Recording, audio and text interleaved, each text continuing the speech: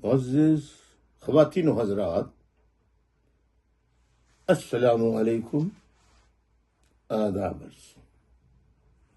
آج 16 دسمبر 2023 کی تاریخ ہے، سیٹرڈے یعنی ہفتے کا دن ہے۔ معزز خواتین و حضرات، جیسا کہ آپ کو معلوم ہے 8 فروری 2024 کو پورے ملک میں عام انتخابات ہو رہے ہیں۔ اس سلسلے میں میں پاکستان کے chief of army staff general حافظ منیر صاحب کو مخاطب کرتے ہوئے ان کی خدمت میں سلام اور آداب پیش کرتا ہوں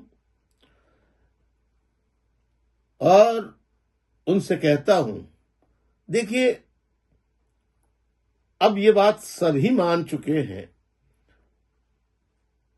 اس حقیقت سے سب آگاہ ہو چکے ہیں کہ پاکستان میں سب سے بڑا عہدہ اعلانیہ ہو یا نہ ہو، لیکن عملاً طاقت کا سر چشمہ 76 سالوں میں، پاکستان کی تاریخ کے 76 سالوں میں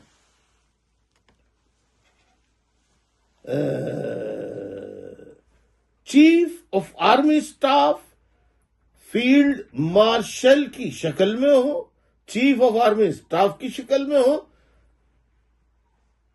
یا کسی بھی شکل میں ہو، طاقت ہمیشہ چیف آف آرمی اسٹاف کے پاس رہی ہے۔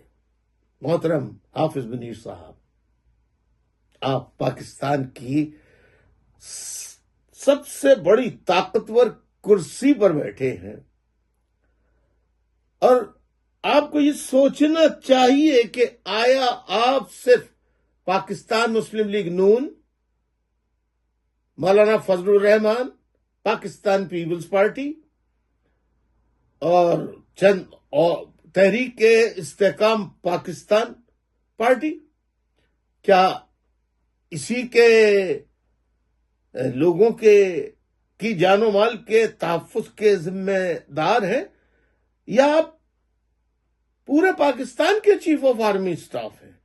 اگر آپ پورے پاکستان کے چیف آف آرمی اسٹاف ہیں تو آپ کو پورے پاکستان کے تمام لوگوں کو انصاف کی نظر سے دیکھتے ہوئے تمام سیاسی جماعتوں کو الیکشن میں حصہ لینے کا پورا ویسا ہی موقع دینا چاہیے جیسا کہ پاکستان مسلم لیگ کو حاصل ہے، پیپلز پارٹی کو حاصل ہے، مولانا فضل الرحمان صاحب کو حاصل ہے اور دیگر جماعتوں کو حاصل ہے۔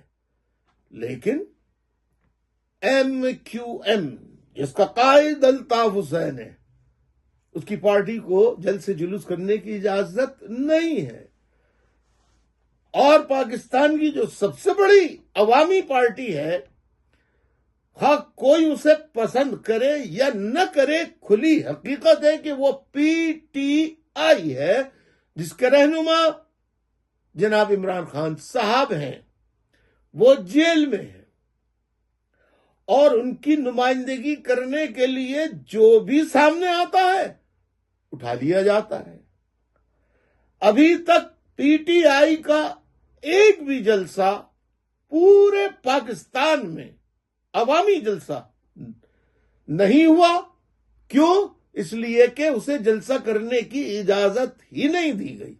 اسی طرح ایم کیو ایم کو بھی جلسہ کرنے کی اجازت نہیں ہے۔ ایسا نہ کیجئے۔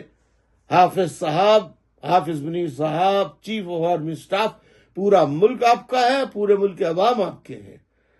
اگر آپ کو انصاف سے کام لینا ہے تو سب کو لیول پلینگ فیلڈ آپ کو فراہم کرنے چاہیے، تاکہ سب اس حقیقت کو مان چکے ہیں۔ پی ٹی آئی کے رہنماؤں کی طرف سے بھی بیانات آ رہے ہیں کہ صاحب فوج کے جرنیلوں کے غلط اقدامات کے خلاف جو ہے وہ کچھ نہ کہا جائے، خاموش رہا جائے؟ تو سبھی مان چکے ہیں۔ جب سبھی مان چکے ہیں تو ہم بھی کہہ رہے ہیں کہ ہاں بھئی آپ ہیں، طاقت کا سب سے بڑا منبع آپ ہیں، تو آپ سب کو اجازت دے دیجئے۔ لیکن صرف یہ نہیں کہ پی ٹی آئی کا ایک آدمی غدار ہے، ملک دشمن ہے، جناح ہاؤس کی بے حرمتی کرنے والا ہے،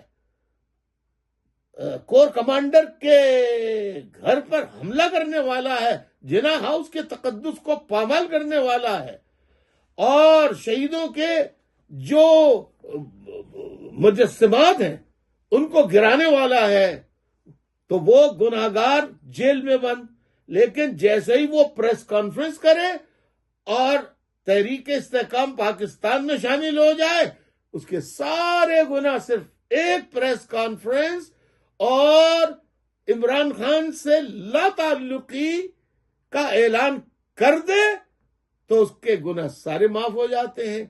اسی طرح ایم کیو ایم میں جو بہادر آباد پی ایس پی ان میں شامل ہو جائے، چاہے وہ اس پہ 10 قتل کے 100 قتل کے الزامات ہوں، کتنی بڑی دہشت گردی کے الزامات ہوں، مگر وہ جس دن اعلان کر دے گا عدالتیں ضمانتیں بھی لے لیں گی اس کی، وہ رہا بھی ہو جائیں گے اور پاک صاف بھی ہو جائیں گے، محب وطن بھی ہو جائیں گے۔ ایسا نہ کیجیے، یہ پاکستان کے لیے اچھا نہیں ہے۔ پی ٹی آئی اور ایم کیو ایم دونوں کو اجازت دیجیے، ان کے بغیر پاکستان میں ہونے والا 8 فروری کا الیکشن یعنی پی ٹی آئی اور ایم کیو ایم لیڈ بائی الطاف حسین، ان دونوں جماعتوں کو کھلا اگر موقع نہیں دیا، انصاف کے ساتھ الیکشن میں حصہ لینے کا موقع نہیں دیا، تو 8 فروری کا الیکشن نہ تو پاکستان کے عوام مانیں گے، نہ دنیا مانے گی، اور یہ ملک کے لیے بہتر نہیں ہوگا۔ لہذا انصاف سے کام لیجئے چیف صاحب، حافظ منیر صاحب۔ امید ہے میری اس بات پر آپ غور کریں گے۔ شکریہ، اجازت چاہتا ہوں، خدا حافظ۔